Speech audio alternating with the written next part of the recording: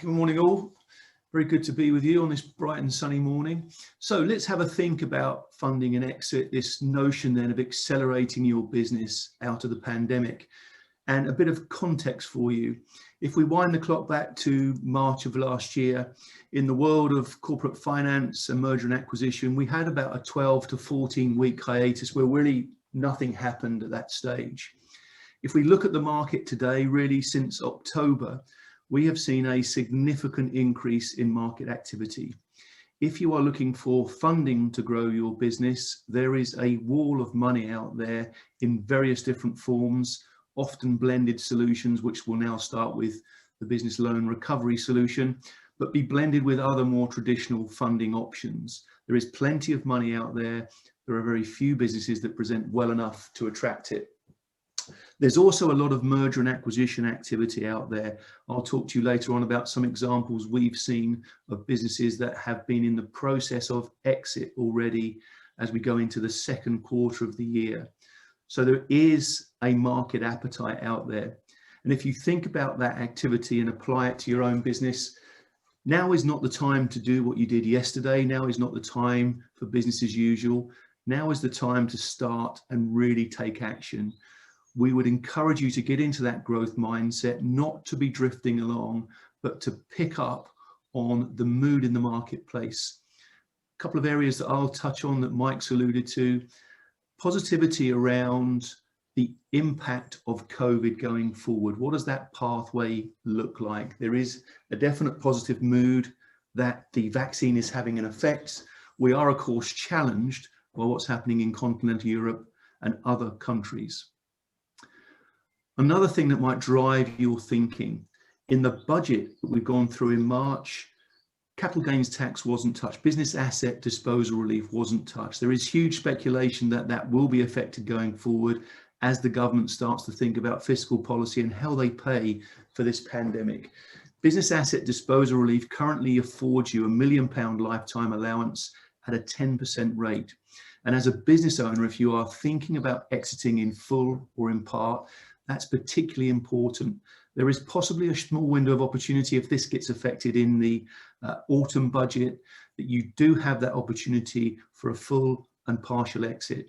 What that means for us and what that means in the marketplace is we're seeing many more transactions being structured around things like management buyouts and employee ownership trusts. So I would encourage you to really act now and move your business to whatever your new normal might be.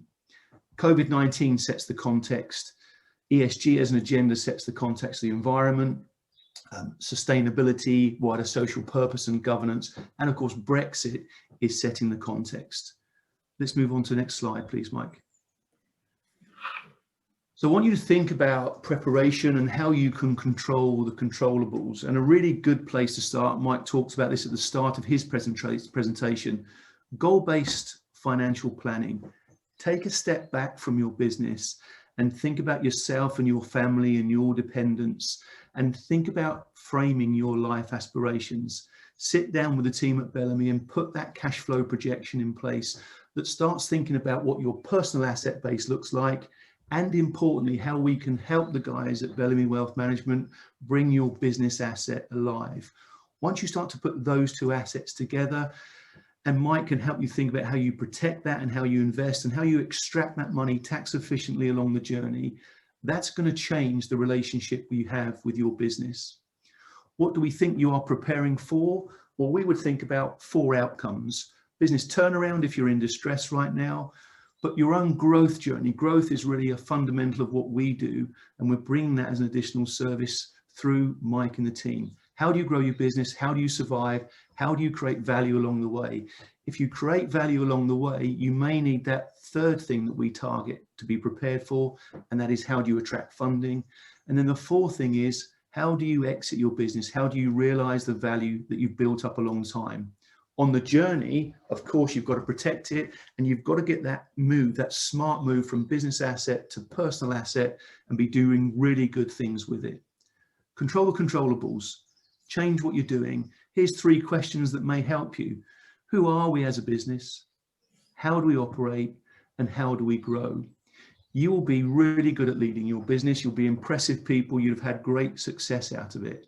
But if you're trying to realize that success, you have to be attractive to the outside world.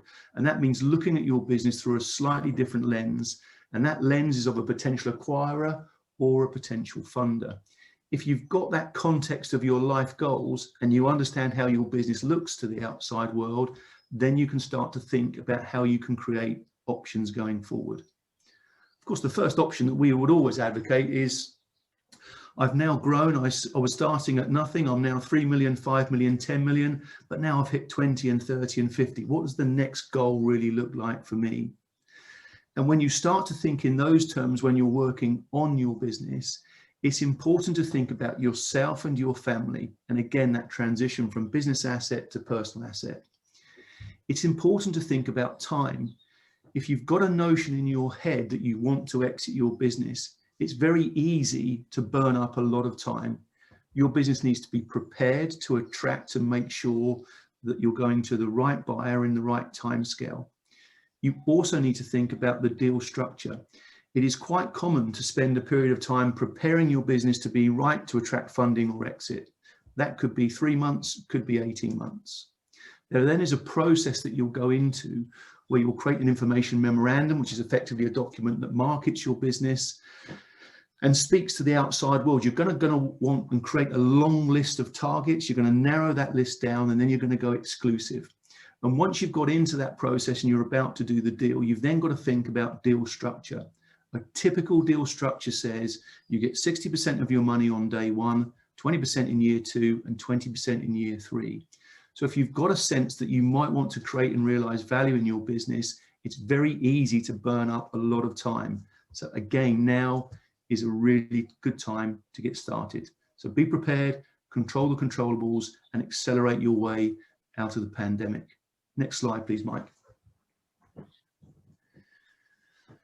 So curiously then, Jeannie alluded to a few things and things that we think that are never going to happen to us. And a lot of them seem to begin with the letter D for some reason, a bit of a Sesame Street moment, I think. So disease and divorce and drug addiction and death. Let me tell you, it's never going to happen to me. It's never going to happen to you, but it does. And right now we are dealing with a construction business where the father has died prematurely at the age of 65 and left the entire business in trust to his 21-year-old son and his grieving wife. That's tough. That's really tough. We are affecting a sale of a business at the moment that has been forced by ill health. Fantastic engineering business. I'll talk a little bit more about that, where the owner is needing to move on. We've got a business that's being sold because of divorce, and we've got a huge boardroom battle going on, which is centered around the husband and wife working together, now separated and divorced, but there is an issue of addiction there. These things never happen to us, but let me tell you, they do. So that preparation is critical. Get your mindset right. Start today. If I'm a startup business today, what options do I want to create for myself going forward? That could be a little pivot around your core business, or it could be some real blue ocean thinking. I'll give you a couple of examples. Chairing a board at 9:30 today of a talent management business. 18 months ago, we were very much in turnaround mode. Here we are some year and a half later, and we are looking at funding. It's a £10 million investment for 4% stake in this business that we think is then going to push on and worth in excess of £100 million. In the education sector, on a growth through education and courses, they also provide a recruitment element. So all of that turnaround has happened largely in these pandemic conditions. That engineering business I talked to you about, where the owner was forced to sell, we met them in August of last year with their accountant, and they believe they had a business that was worth around £3 million. In about 5 to 6 days' time, they will have a check written to them for just over £4 million that's being paid out. So from a standing start in September to a transaction completed in April, we're affecting the sale of a business, but the owner will stay with that business for the next 4 years, having maximized his sale value. Guess what was the first thing on top of the term sheet? You must have key person protection, something that they've known for years because their SJP partner has been telling them this makes great business sense, but when it comes to doing a transaction, bang, you have to have it in place. It's good business practice. 2 o'clock today, I'm talking to a scaffolding business based up in Scotland, been running for 25 years, turnover around 4 million, profitability around about 1 million. You can guess they've had an interesting time during pandemic. That is a business that the owners are looking to put either into a management buyout vehicle or an employee ownership trust vehicle, so they can pass it over to their staff as part of a succession program, but make sure they're extracting the money to their personal asset base in the most tax efficient way. A jewellery business that we started with in around June of last year, a special jewellery business that works with silver by and large, and it's reclaimed. It's a sustainable and ethical business, running at around about 600k, now on a path to be worth more than 2 million within the next 3 years, just because the owner now has got a different perspective on how she can grow that market. It's a little bit challenging for her. Why? Because one of her dominant markets was Germany. And of course, Brexit, the rules are still playing out, has a lot to be revealed as yet, but she is still on a fantastic growth journey. Earlier in the year, we helped to sell a specialist school down in Kent that for years has been a lifestyle business providing an excellent service to its pupils. And we've managed to transition that business from what was an 8 to 10 million pound business to crystallise it as a sell at just over 12.25 million pounds. And the SJP partner there has been on hand to invest the first 6 million pounds of that wisely. And some of that has meant creating trust so that the children and grandchildren of those sellers can enjoy that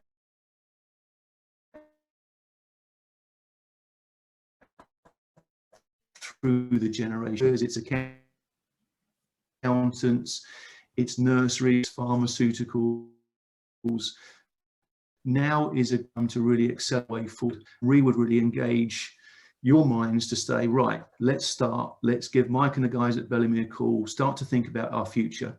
Next slide, please, Mike.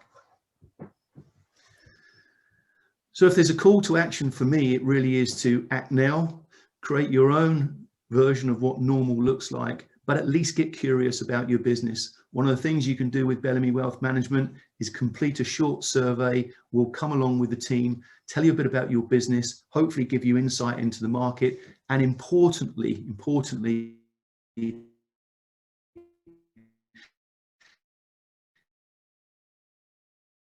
give you a bit of a view as what your business might be worth at this moment. Hopefully we can help you on that journey. Okay, that's all for me, Mike, back to you.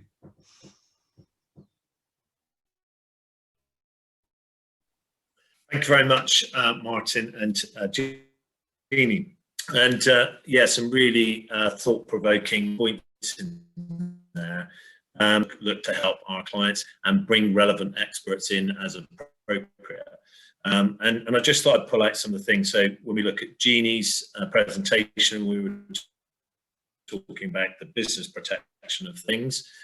You know, one of the things that is really important is about getting your affairs in place. You never know what's going to happen.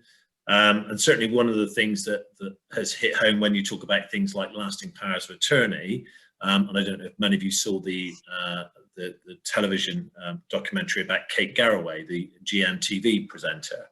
Her husband, Derek Draper, in his 50s, worked in government most of his life, a really intelligent guy, really bright guy, and went into a coma on the back of COVID. It's a very moving documentary, but one of the things that came out from that was there was no lasting power of attorney in place. And she did have to go to the court of protection to get access to things that you would have thought would have been easily available. So you can never tell when it happens. And normally it's too late to do that. So it's about planning in advance. And obviously Jeannie and her team can help with that. And obviously we can connect people that way. And then moving on to Martin's session, I've never thought of it as all the Ds before, Martin. So thank you for giving us that, the death, disease, divorce, drug addiction. So yeah, interesting. I've never thought of it as that before, but it does again reflect on the fact that we all think it won't happen to us, but it happens to a lot of people out there, and you can never tell when it might happen to you.